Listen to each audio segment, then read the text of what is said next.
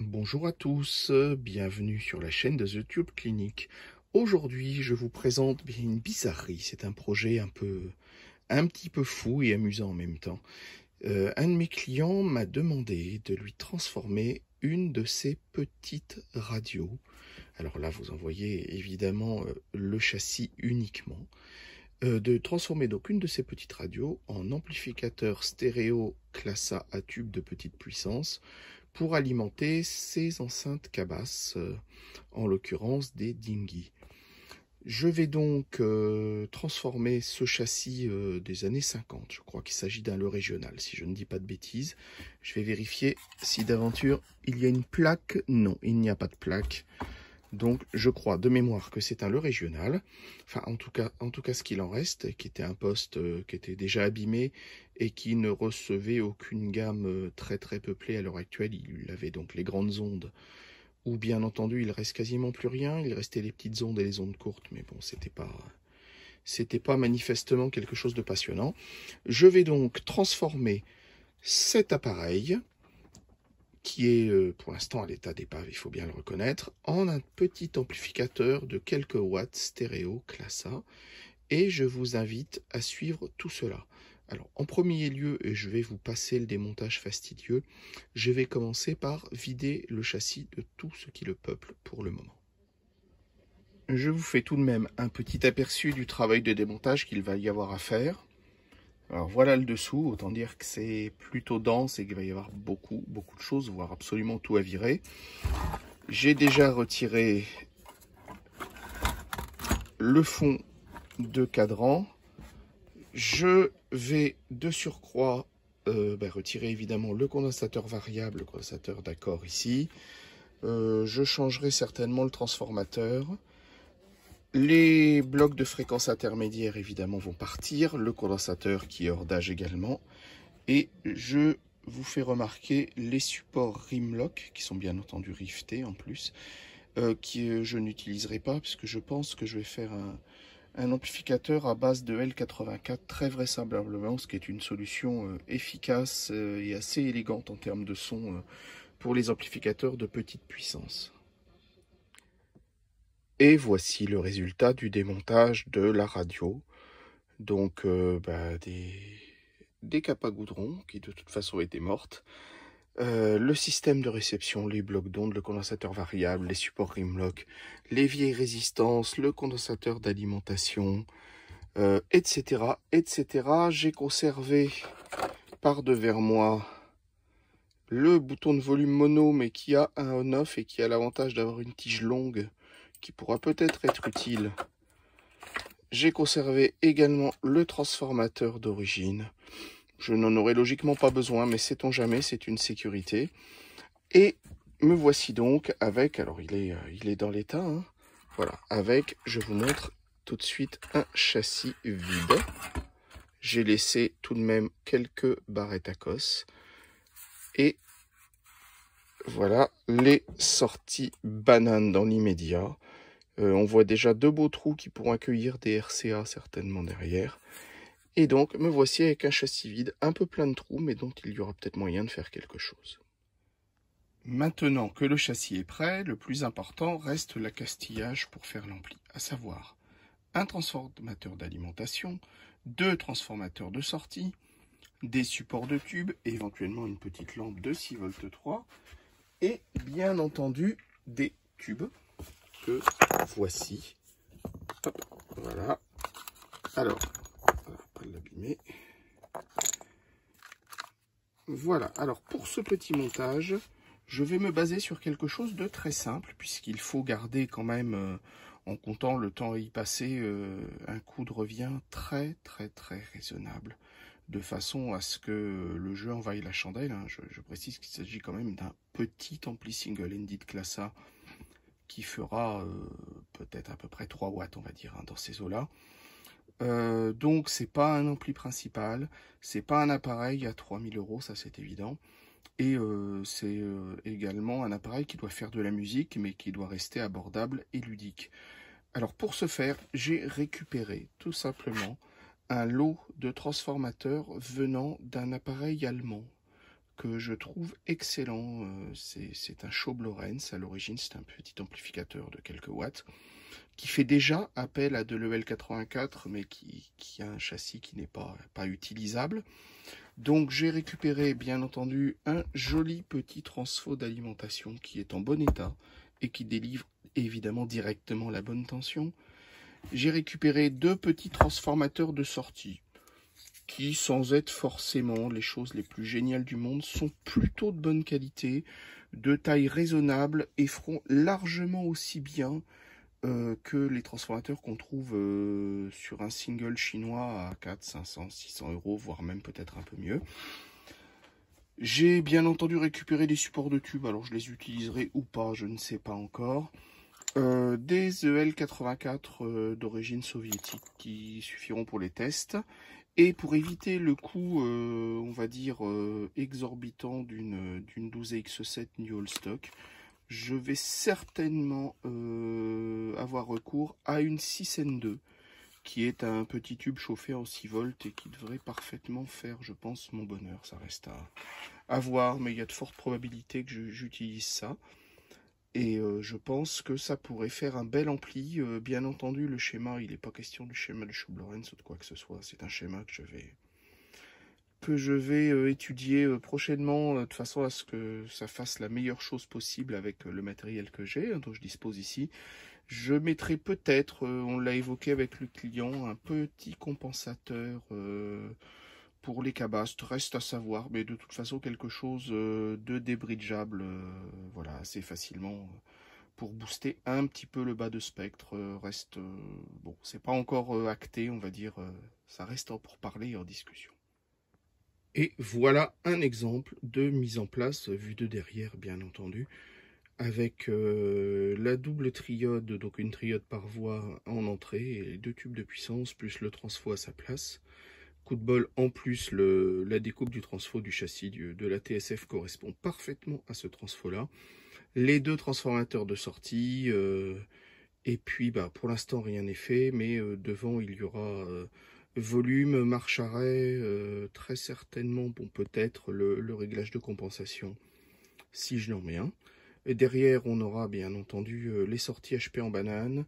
Ces deux trous-là agrandis, je pense, feront de très beaux réceptacles pour les RCA en entrée. Le secteur, voilà, de quoi faire un beau petit ampli. La suite, bah, une fois le châssis remis un petit peu au propre tout de même. Le châssis de la TSF est un poil plus présentable ainsi. Sans être neuf, le voici donc recouvert d'une nouvelle couche de gris métallisé, modèle Mercedes au passage, voilà, qui lui donne un aspect un tout petit peu plus présentable. Pour continuer l'amplificateur que j'ai prévu de monter dessus, j'ai bien entendu choisi un schéma. Alors c'est un schéma que je connais très bien, puisqu'il s'agit du schéma d'un amplificateur qu'il se faisait il y a quelques années et que j'ai beaucoup distribué et surtout modifié, l'Orex Crystal 1. Voilà, et pour ce faire, j'ai donc également mon sac à malice rempli de composants permettant normalement de venir à bout du schéma et de le réaliser dans ce petit châssis. Je vais tout d'abord monter tout l'accastillage nécessaire sur le châssis et je vous retrouve ensuite. Tous les éléments principaux sont montés maintenant sur le châssis. Les deux transformateurs de sortie, le transformateur d'alimentation, une résistance dévolteuse qui vraisemblablement devrait tout à fait convenir. J'ai gardé le marche-arrêt du bouton de volume de la TSF d'origine, un potentiomètre stéréo pour le volume, les supports de tube bien entendu, et les deux RCA pour l'entrée. Pour les bananes, je conserve dans l'immédiat les fiches d'époque de la radio et je vais m'occuper de câbler, voilà, je passe devant évidemment, de câbler les filaments pour commencer. Alors, sur un appareil de ce type, je vais câbler les filaments en alternatif. Ça ne devrait pas poser de soucis, théoriquement. Hein. Réguler et filtrer les filaments, effectivement, permet d'avoir un bruit de fond moindre qui est virtuellement inaudible, très honnêtement, si c'est bien câblé dans un amplificateur de puissance. Dans beaucoup de préamplis lignes, on ne peut pas dire que ça soit plus évident, d'ailleurs, que l'on change le système, c'est-à-dire régulé ou en alternatif. Bien entendu, dans les préamplificateurs phono, par contre, ou micro, ou des choses comme ça, c'est quand même intéressant d'avoir quelque chose de plus silencieux. Donc, le mieux étant effectivement de réguler. Alors, je torsade les fils que je vais faire passer près du châssis pour éviter au maximum le rayonnement.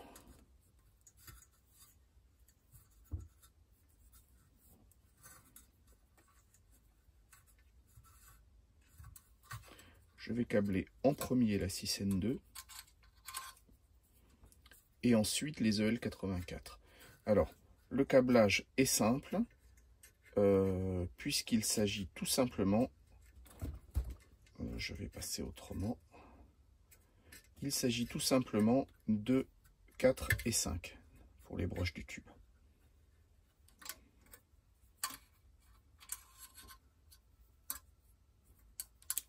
Essayer de câbler court si possible. 4 et 5, on va les câbler ici. Alors,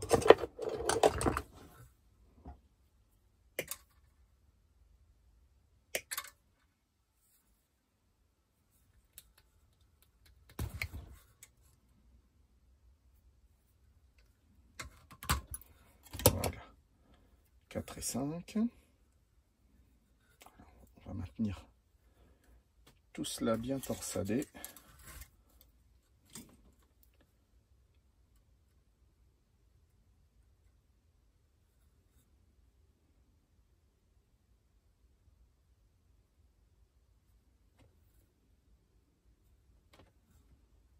Alors, 1, 2, 3. Je suis un poil long.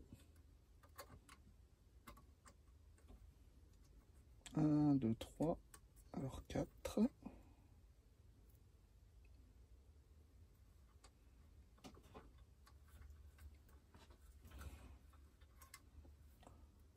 Et 5.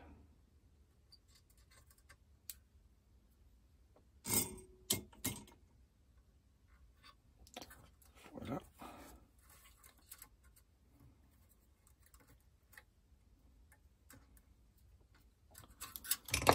Pour la 6M2, voilà qui est fait. Je vais certainement faire pareil pour les EL84.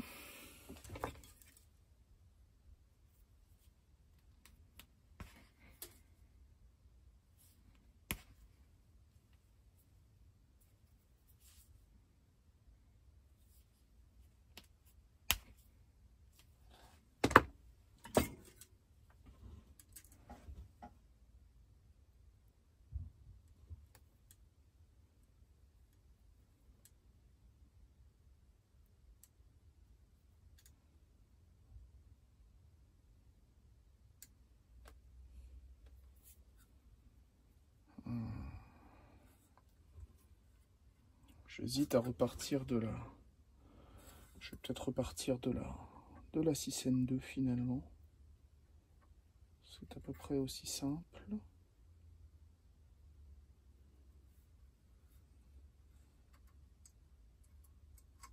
Alors 4 et 5.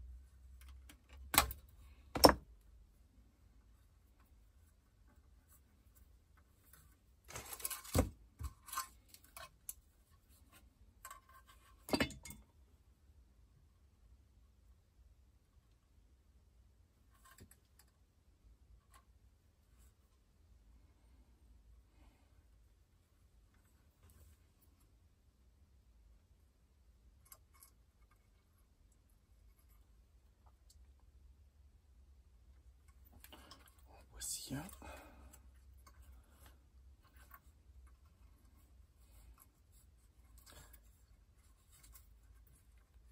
Évidemment.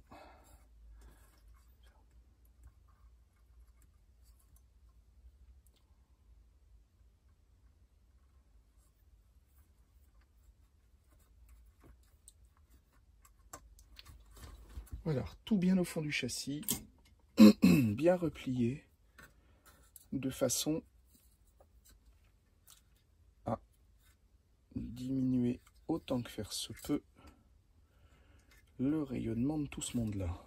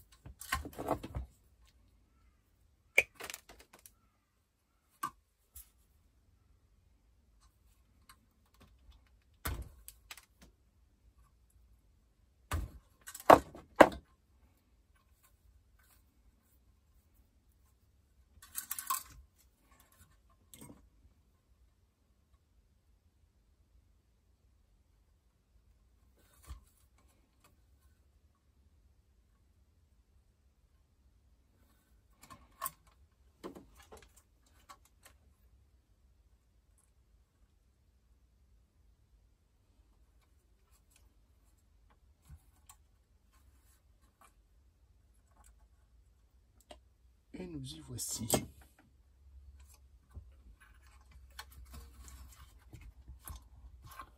Voilà. Bon. Tout bien au fond pour le moment. Il ne reste plus qu'à tester si tout fonctionne. J'ai posé les tubes simplement pour vérifier le câblage des filaments. J'ai relié toujours via une prise protégée l'amplificateur au secteur. Il ne reste plus qu'à allumer. Et voilà, je pense que c'est visible sur la vidéo. On voit ici les deux EL84 en train de chauffer. Si je penche un peu, voilà, on aperçoit, enfin moi je le vois clairement, mais je pense que sur la vidéo, on aperçoit simplement la 6N2 également qui chauffe les filaments de ces deux triodes. Donc, mission accomplie. Pour le moment, tout se passe bien. J'ai un petit peu avancé sur l'amplificateur. J'ai câblé une ligne de masse et le pont de diode. Et je vais donc commencer à câbler l'alimentation. Je vais garder l'alimentation de l'appareil, enfin le type d'alimentation voilà, qui a été utilisé sur l'appareil d'où j'ai extrait les pièces, qui s'avérait fonctionner très très bien. Et je pense que je vais rester dans cette configuration-là. Donc je vais remplacer bien entendu les condensateurs par des neufs. Cela coule de source. Et je vais câbler la petite résistance qui était présente. Voilà, et que j'ai remonté sur ce châssis. Voilà, là on est bon. Hop.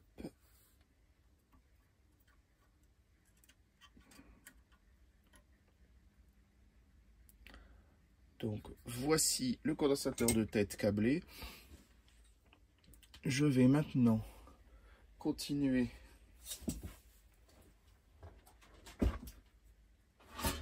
à câbler tout ça.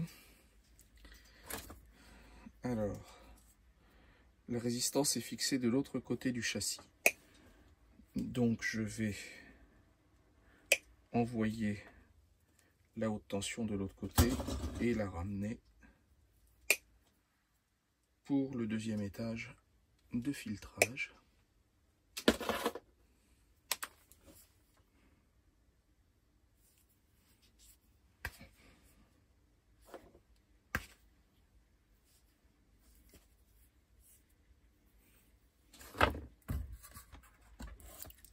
Alors, voilà ma résistance qu'on aperçoit ici. Voilà, donc c'est pas très loin du châssis, il va falloir faire bien attention à tout bien isoler. Cependant, pour faire le test, je dois avoir quelque part peut-être également de quoi isoler mon fil pour éviter les mauvaises surprises. Voici mes deux fils câblés et isolés. Je retourne de nouveau mon montage et je câble l'alimentation à sa place.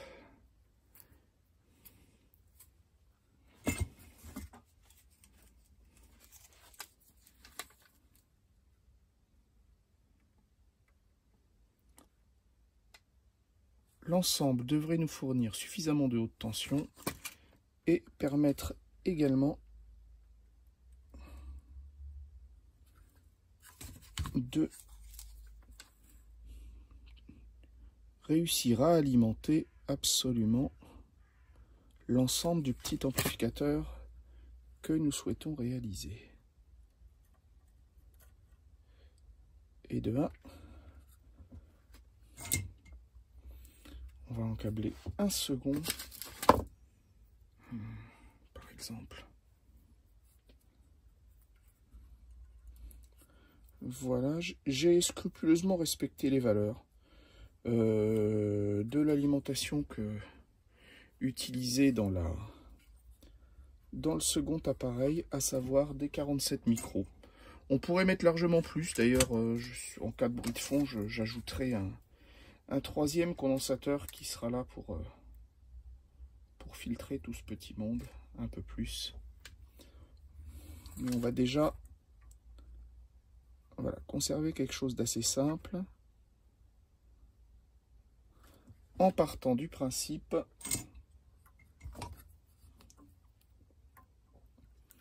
qu'en évitant de trop filtrer, on se laisse aussi une certaine rapidité dans l'appareil. Voilà, ma soudure n'est pas bien belle, je vais la refaire.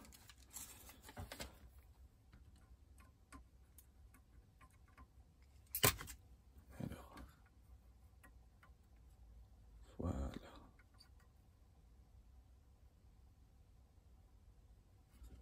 Voilà, bien entendu, on ne veut surtout pas que l'ensemble aille se dessouder ou se promener sous le châssis une fois l'appareil en fonction. Donc, il faut faire attention à ce que tout soit bien fait et n'aille pas casser ensuite pour une raison un peu stupide qui pourrait être une mauvaise soudure ou quelque chose du même genre. On peut penser que c'est facile, mais vous seriez surpris du nombre d'appareils, même faits par des grands fabricants, où je trouve des soudures défectueuses, ou parfois ça m'est même arrivé de chercher une panne sur un appareil de plus de 60 ans d'une marque célèbre et où tout simplement la soudure avait été oubliée, le composant était wrappé autour du support de tube et ça s'arrêtait là.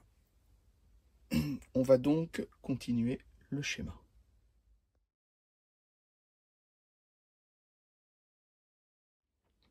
Je vais câbler maintenant la haute tension, à commencer par ce qui va au transeau de sortie. Alors pour ce faire, eh bien, je vais simplement, je pense, me servir voilà, de cette petite barrette à cosse qui est bien encombrée pour le moment. Je vais voir si je peux défaire les fils de cette barrette sans pour autant la casser, parce que parfois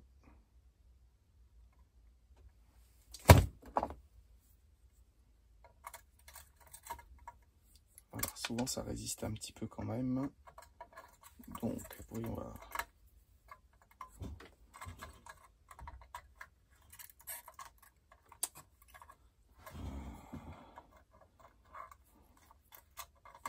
Voilà, une fois les fils vraiment bien wrappés, on arrive toujours à les retirer, mais parfois on finit par casser la cosse, ce qui n'est pas forcément un avantage. Donc je vais aller les chercher autant que faire se peut. En voilà un.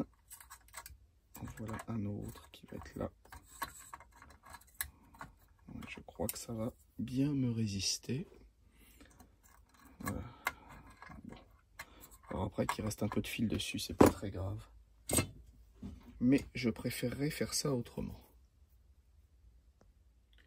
Voilà, après quelques efforts, la haute tension est câblée, du moins son arrivée. Je vais maintenant câbler la haute tension sur les transeaux de sortie. Donc, ici et ici.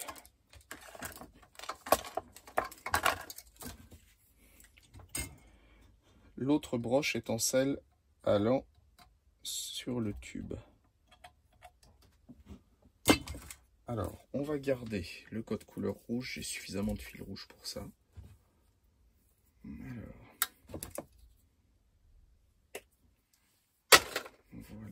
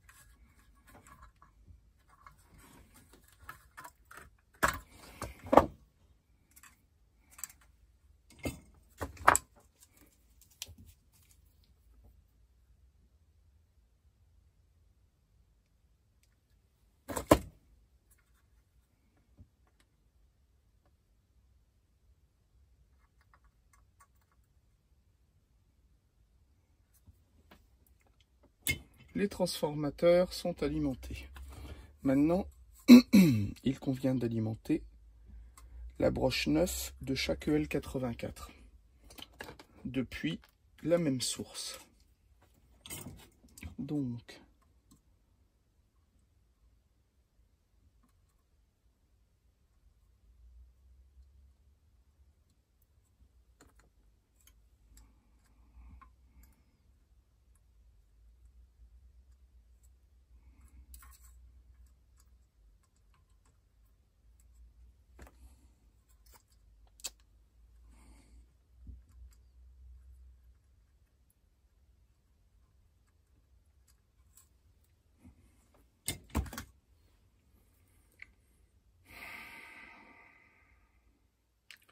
j'ai presque aussi vite fait de repartir de mon condensateur.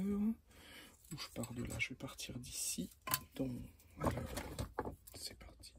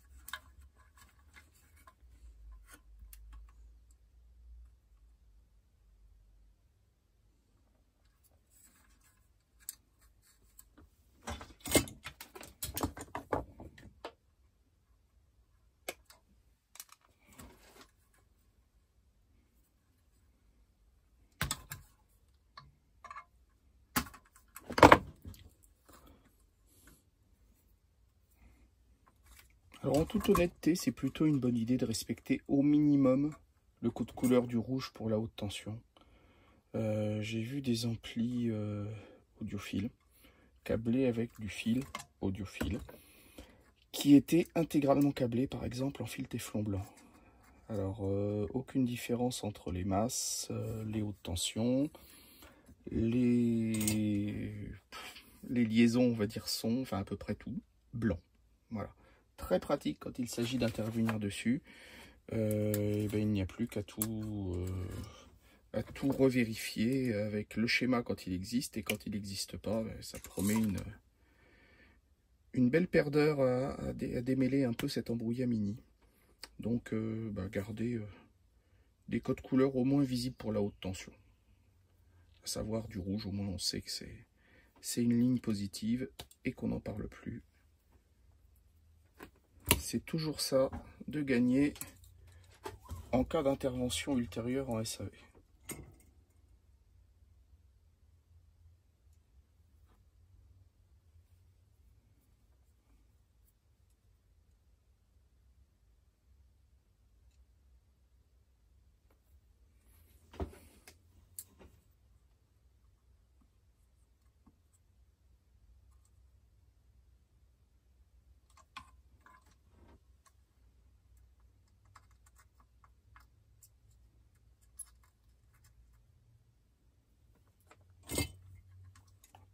Voilà qui est fait.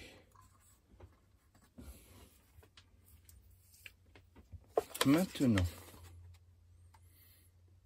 je vais câbler l'anode des deux EL84 en 7.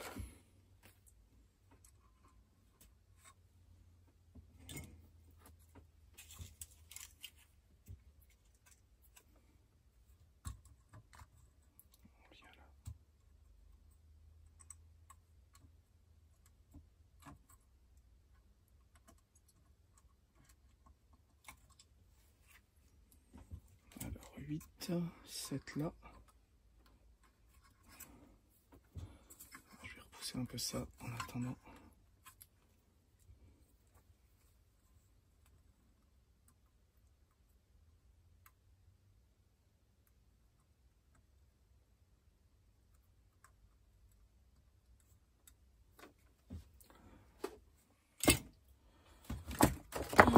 Et elles vont aller également au transformateur. Alors, je suis en train de regarder quelle couleur je pourrais leur assigner.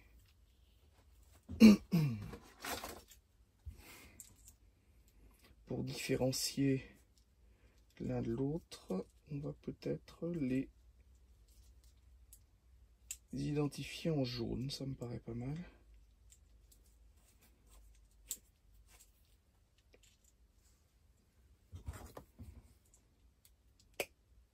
Voilà, ça permet d'indiquer une tension positive. Quoique, le jaune, je l'utilise déjà pour les filaments. Donc on va oublier. Je pense qu'on va rester rouge et puis c'est tout.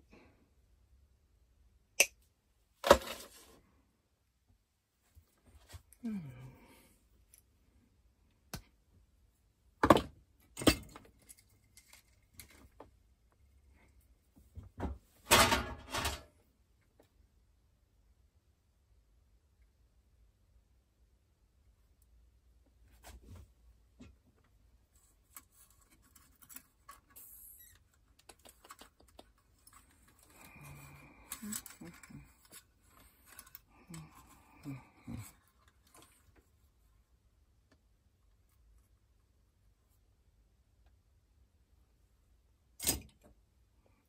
Et de une.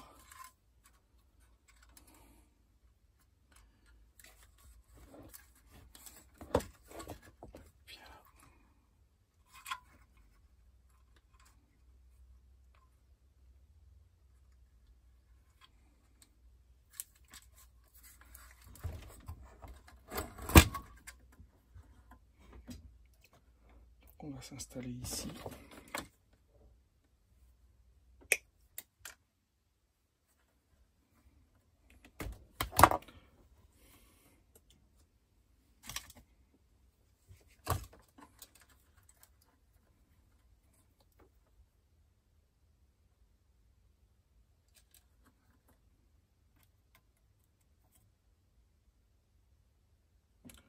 Nous y voilà. Et la seconde, est-ce qu'on en a assez long? À mon avis, non. On va peut-être avoir une légère pénurie de fil rouge.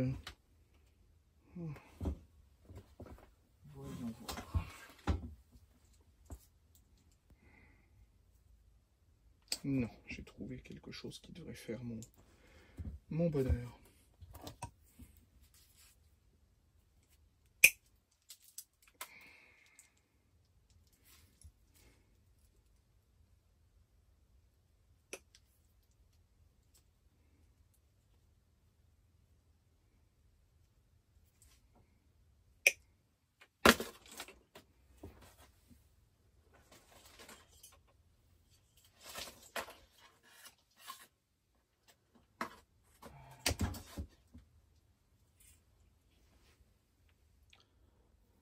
Un petit tour dans les boîtes de composants m'a fourni voilà, 2 condensateurs non polarisés de liaison qui seront bien suffisants.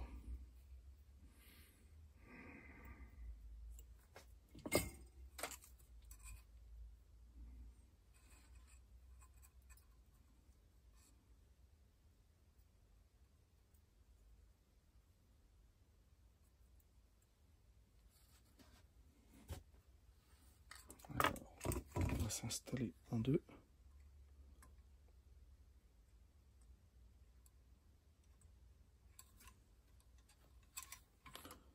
Alors, je fais un peu mieux que ça.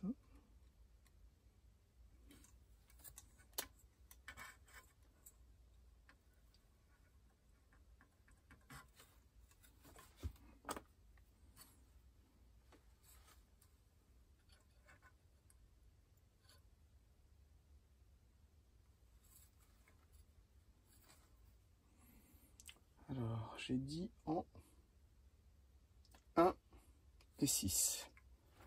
En 1.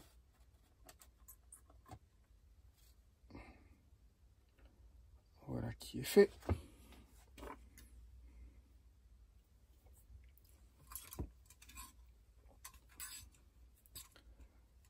Et 6.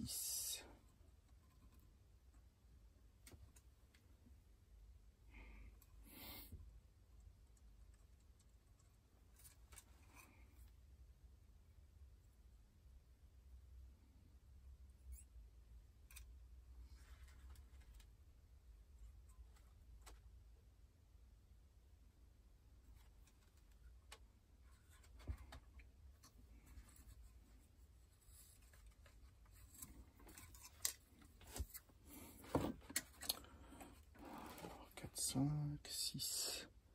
Ici, c'est là. En 1 et 6. Voilà, je pousse. Voilà. Il me manque R10, R9.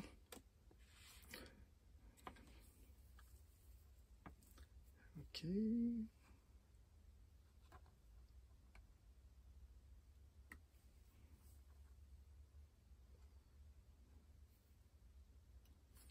D'accord.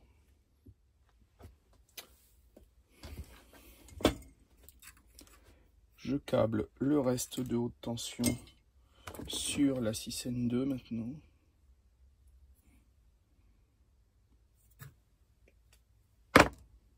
Alors, arrivée de la haute tension sur les deux anodes en 1 et 6.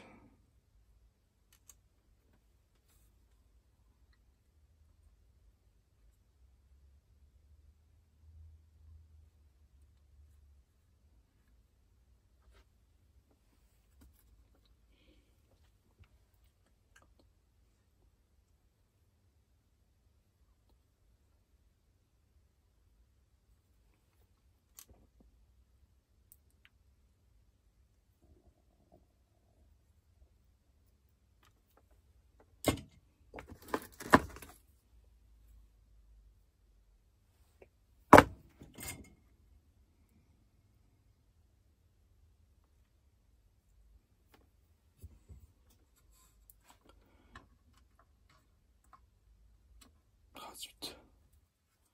J'ai décroché ma capa, je crois bien. Ah non. Bon, bah alors... pourtant, je dirais bien que si. Non, non, pas du tout. Bon, parfait.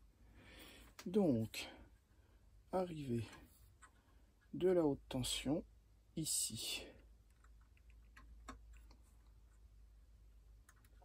Voilà. Mais pas directement.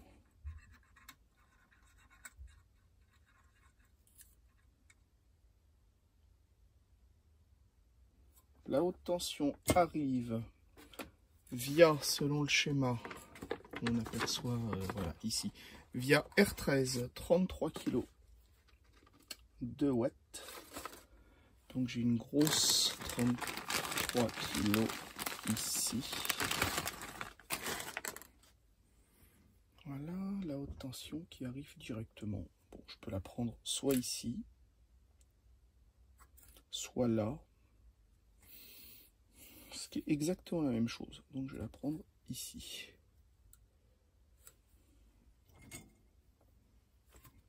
Et il faut que je rajoute bien entendu une cellule de filtrage. Je vais raccourcir un tout petit peu. Non, pas forcément. Je vais faire comme ça. Hop. Très bien. Et lui, par contre, je peux raccourcir un poil. J'en profite. Voilà.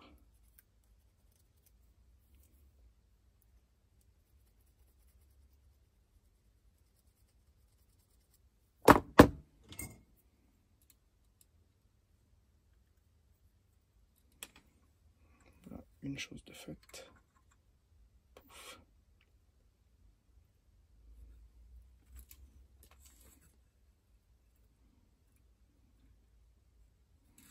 Voilà.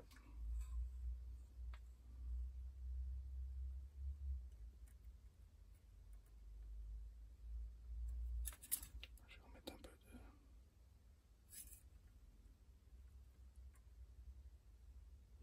Et nous y voilà. 33 kg. Plus un filtrage derrière. Qui va être très bien ici. Voilà, par exemple.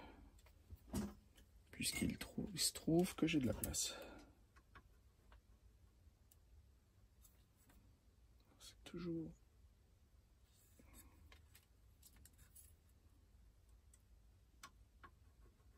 Voilà, il y a toujours un poil de résistance.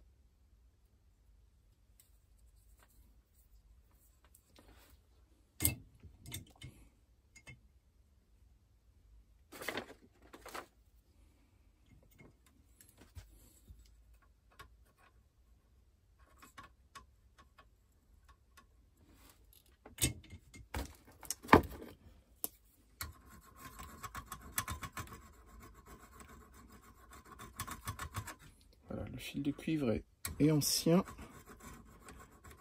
Et évidemment, j'ai pas de brasure sous la main.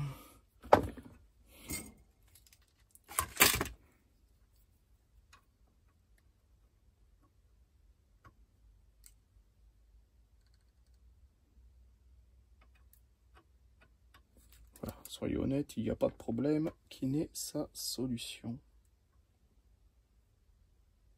Nous y voilà. Hop.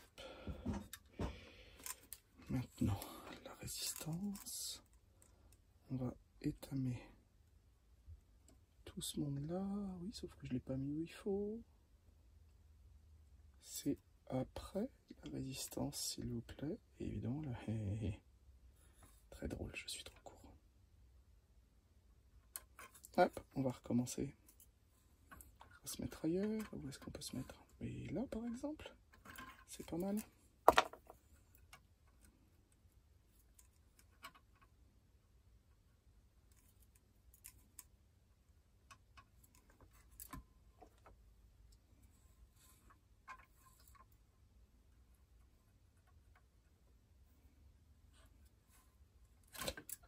Chaud. Voilà. Quand on est distrait, parfois on a de mauvaises surprises. Alors ça va être très bien en dessous. Viens là, toi. Voilà. Et donc, youp, en bout de résistance avec le reste. Voilà.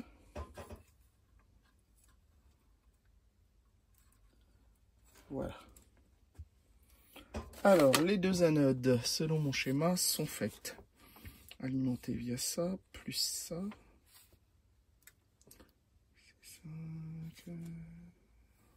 Ok. Très bien. Il reste la polarisation et l'entrée. En théorie, tout devrait déjà fonctionner. Donc la polarisation est en 3.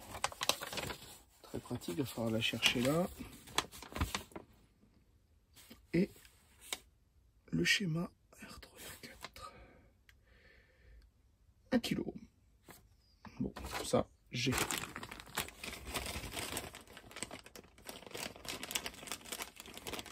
Et d'une. Et de deux.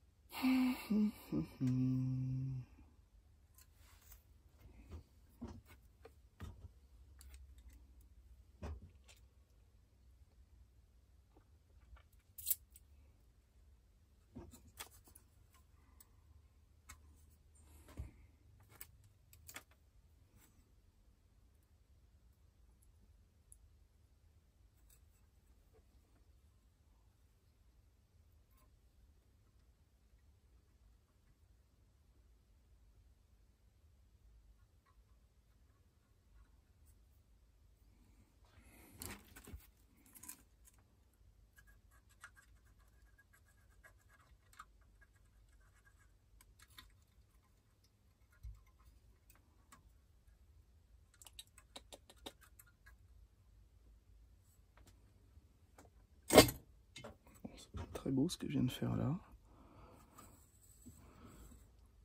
1 kilo ohm. Voilà. Encore une.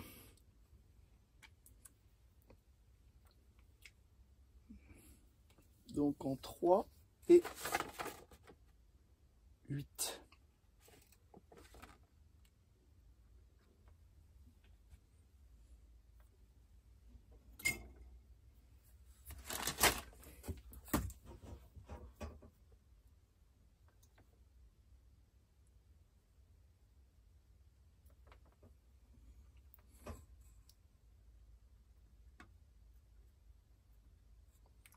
Je vais faire un peu plus court peut-être. Je vais plutôt la faire comme ça d'ailleurs. Voilà 8.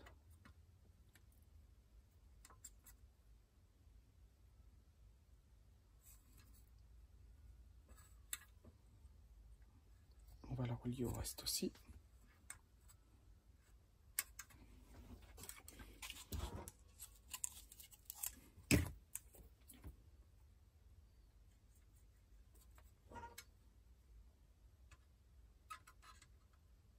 Voilà, 3 et 8. Et il reste l'entrée à câbler, qui est en 2 et 7. Avec une résistance.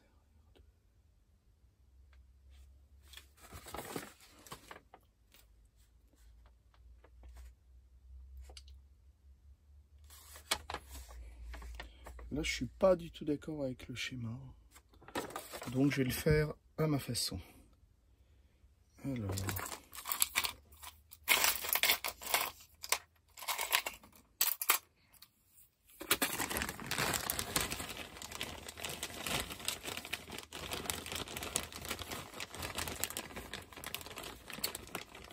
Viens ici, toi.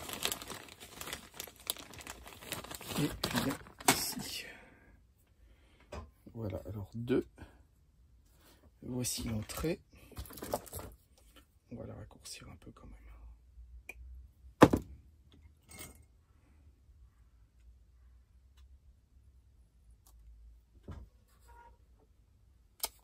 Voilà qui va pas être facile à câbler.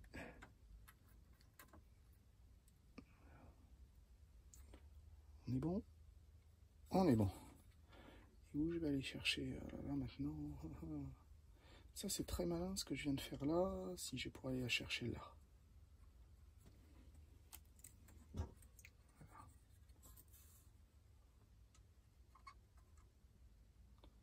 Et d'une.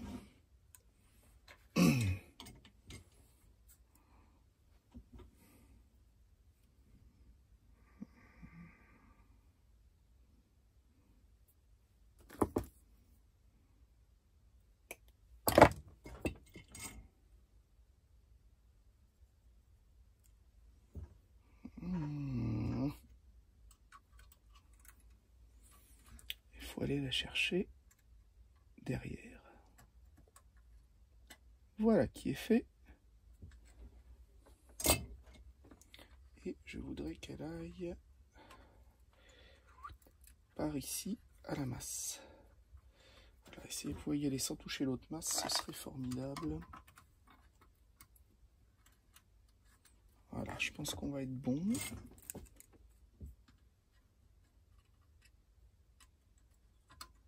Ah, voilà. La surprise de dernier moment, c'est toutes les masses qui se dessoudent à la fois. C'est une rare merveille, on va vérifier que tout soit bon. Alors, 1, 2, 3, oui. Bon, tout a l'air bon. Voilà.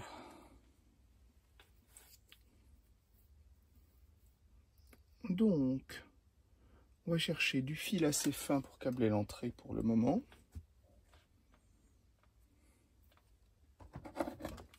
Mais je ne vais pas la câbler, je vais la tester comme ça pour le moment. L'entrée n'est pas encore câblée. Cependant, on peut déjà donner un petit démarrage à cet amplificateur. Je suis bien entendu toujours sur une prise protégée. Et normalement, on devrait avoir de la ronflette. Que voici. Et je pense... On va regarder si je peux le poser sans qu'il bascule, on dirait. Et on va voir les entrées. Une là, et une là qui a un son bizarre, mais je soupçonne que ça soit plutôt un problème de tube. Ah non, tout simplement, voilà, un fil débranché. Donc, eh bien, pour le moment, l'ampli fonctionne. À partir de ce moment, il va bien entendu falloir vérifier toutes les tensions. Que ça soit, j'éteins l'ampli qu'on s'entende un peu, que ça soit les tensions d'alimentation, les tensions de polarisation, Ensuite, il va bien entendu falloir câbler l'entrée, vérifier que une fois l'entrée bien reliée et pas du tout en l'air comme elle est là, eh bien le bruit de fond disparaît. Il va falloir faire toute la mise au point restante, contre-réaction, capade, bypass de polarisation, etc., etc. Mais une chose est certaine, pour le moment, on a déjà du son sur les deux canaux et c'est plutôt bien. J'ai terminé le câblage des entrées, des sorties de cet amplificateur. Je n'ai pas encore posé ni contre-réaction, ni capa de bypass de cathode. Je suis en train de me livrer au premier test. Et la première chose que l'on peut constater, j'ai bien entendu également câblé le potentiomètre de volume, c'est qu'il est plutôt déjà très silencieux, très peu de bruit de fond. Il est branché actuellement à l'atelier sur une paire de cabasses CA4 de la fin des années 50, début 60, qui sont quand même assez sensibles en cas de bruit de fond potentiel, et ça se passe déjà très bien. Et je précise que pour l'instant, il n'y a pas encore la contre-réaction.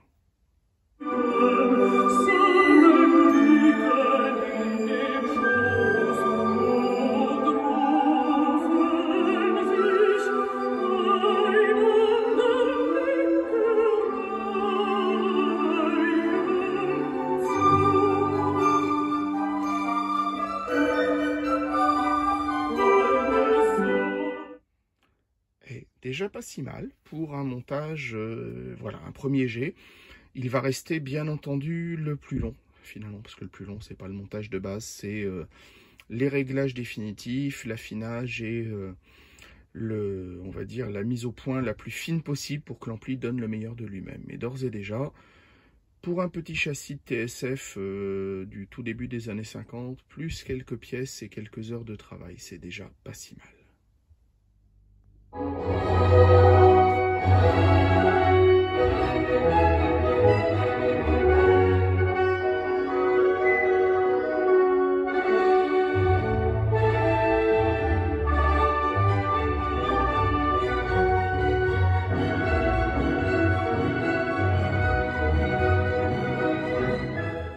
L'ampli fonctionnant, je vais me charger d'installer la contre-réaction.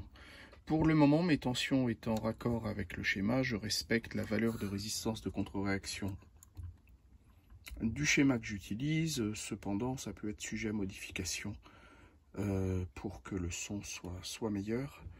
Donc, eh bien, je vais essayer comme ça et on va déjà voir si au niveau gain et au niveau qualité sonore, c'est satisfaisant à l'oreille avant de mesurer évidemment tout cela.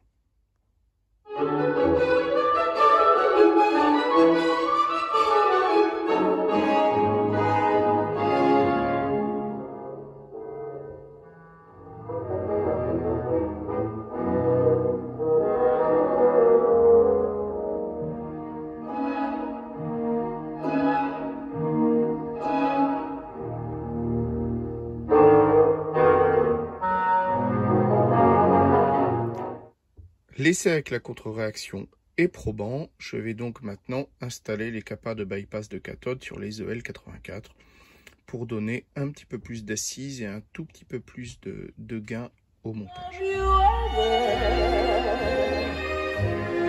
Since my man and I together.